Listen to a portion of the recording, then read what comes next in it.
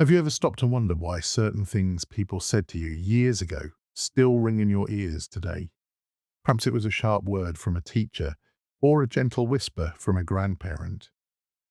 It's a slightly haunting thought, isn't it? The small things that you say to someone today might just become the inner voice that they hear in their heads 20 years from now. You are essentially an architect of someone else's future confidence. We often worry about how we look or how much we've achieved. Proverbs chapter 31 verse 30 reminds us that charm is deceptive and beauty doesn't last. But a person who fears the Lord will be greatly praised. This is about the weight of our character and the depth of our heart. It's about what we leave behind in the souls of others. You might like to think of this as building an audio legacy. You're recording a message onto the heart of every person you meet. Think of a woman named Jochebed in the Bible.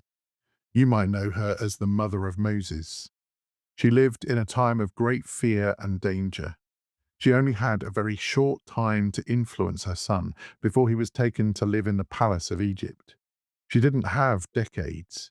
She had a tiny window of years while he was still a small child. Yet, the words she spoke to him were incredibly sticky. Decades later, when Moses was a grown man, he chose his faith and his people over all the riches and pleasures of Egypt. Why? Because the seeds his mother planted were stronger than the gold of the pharaohs. Her words stuck when it mattered most.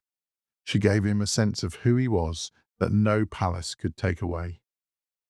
Modern research actually backs this up in a fascinating way. Studies show that specific and sincere encouragement helps children build a type of resilience that lasts a lifetime. When we praise effort rather than just results, it creates a foundation that doesn't crack when life gets hard. Our words act like a soft place to land or a sturdy wall to lean on. It gives them the grit to keep going when things go wrong. But this isn't just for parents. This is for all of us in our whole life discipleship.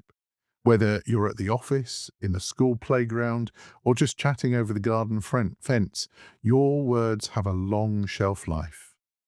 You can speak a word of life to a colleague today that they might carry around with them for a decade. Focus on their effort. Notice their kindness. Tell them you see the good things that they are doing. These are the sticky words that help people grow in the places where they live and work. In the Salvation Army, we often talk about being a people of hope. Hope isn't just a vague feeling. It's often carried on the back of a simple, kind sentence. You have the power to record a message of grace onto the tape of someone's heart today. What do you want that recording to say when they play it back in 20 years' time? I'd love it if you'd try something practical today. Think back to someone from your past who spoke a sticky word of life into you. Perhaps it was a teacher, a neighbor, or an old friend. Take a moment to write them a short note or send them a quick text. Tell them that their words still help you today. It's a wonderful way to honor the legacy that they built in you. But before you go, I have a question for you. Have you ever faced a problem so big it felt like it would swallow you whole?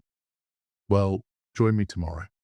We're going to look at what happens when your biggest problem actually becomes your biggest paycheck. We will see how God has a wonderful sense of humor and can turn a season of hardship into total provision. You won't want to miss how he outsmarts the powerful to take care of his children. I really hope to see you back here then.